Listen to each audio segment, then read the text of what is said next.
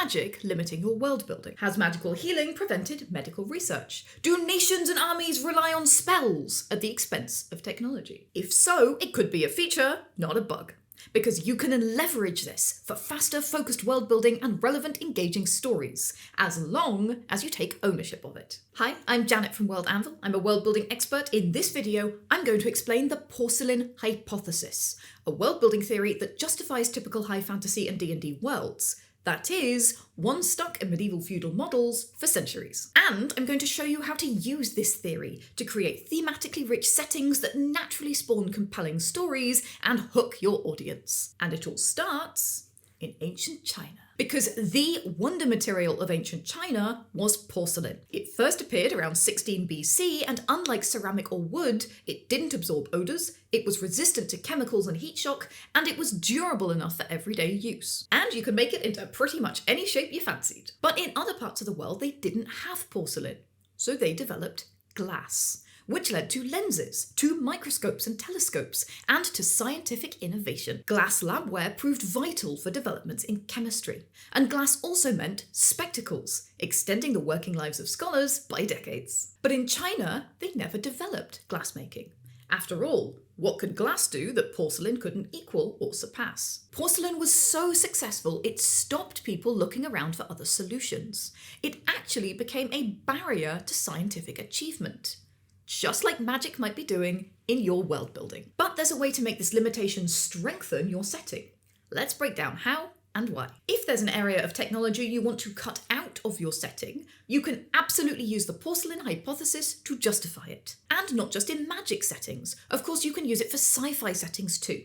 The basic premise is that an early success in one area can stymie development in another. Of course, this works best in closed systems, but it is useful for fantasy worlds too. If you need a good reason why you don't have gunpowder weapons, why bother when magic works just as well or better? The same can be said of steam engines, flying ships, whatever you want to explain away. This means you can spend your world building time wisely on the elements you actually care about. But you can also use the Porcelain Hypothesis to dig deeper into your world and examine the niches that magic fills, for some.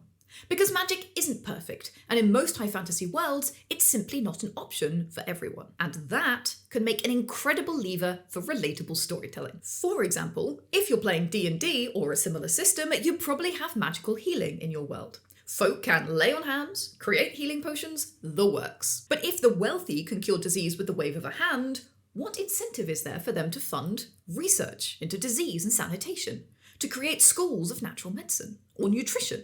Does non-magical healing even exist in your world in a meaningful way? After all, to echo the Porcelain Hypothesis, why spend money researching ways to aid natural healing when magical healing works so well? But magical healing doesn't scale. It's personal and limited by spell slots, which means it would be expensive.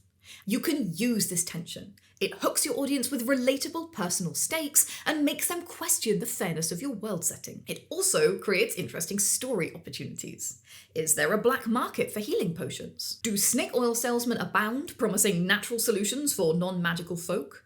What about security measures that would be needed around potion shops and healers? Does society simply accept that when a plague hits, the poor districts empty and people flee or die? Or maybe cities are forced to spend resources casting region-wide spells to combat plagues with magic. Digging into these world-building areas creates really interesting stories and quests with real-world resonance. And if your heroes usually rely on magical healing, why not give them a taste of what life looks like on the other side? But there's an even better reason to use magic to limit progress, because it can act as a powerful pacing tool in your storytelling arsenal. In our history, the military has been a driver of innovation, especially long-distance communications. Ancient Greeks could send letter-by-letter messages using frictoria. Then came semaphore in the 18th century and electric telegraphs in the 19th century, also driven by military invention. But when nations have mages to magically send message, long-distance communication technology, even to the level of ancient Greek frictoria, don't develop. They require expensive infrastructure, and why bother when you can just use a simple spell? And don't even get me started on the invention of the printing press in a world where you can magically copy books. You know what else relies on good communication? Trade,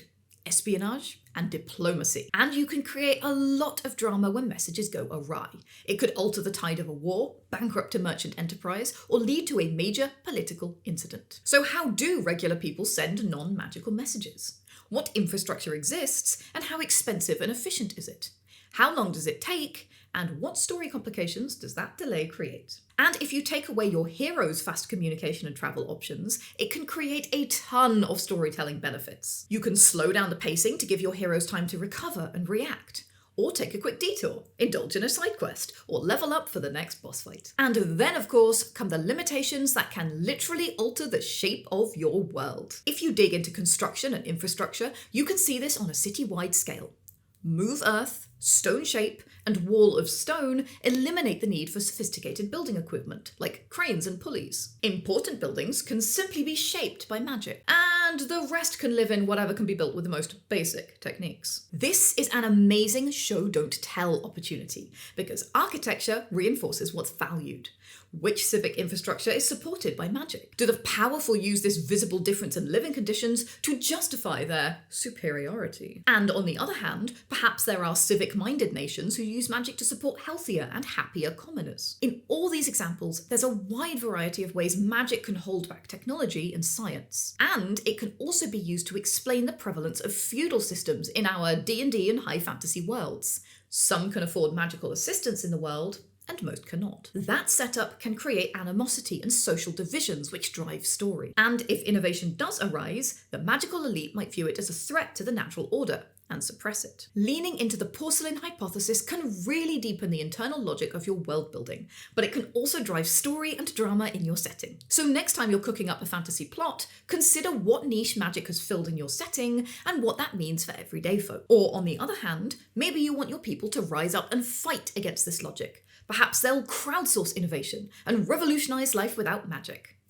I hope so. Let me know which way you're leaning. Does magic create feudal divides and stagnation in your world? Or is it used by nations to take care of their people? Or maybe you've set up a bleak status quo that people fight with cooperation and innovation. Of course, the porcelain hypothesis shows how success removes the need to adapt at all. But what happens when the bubble bursts? When competition forces adaptation? That's another critical piece of world-building theory, and one that can have transformational effects on your world and stories. Click the video on screen to learn more about a primal biological law that will have a major impact on your world building, and I'll see you over there.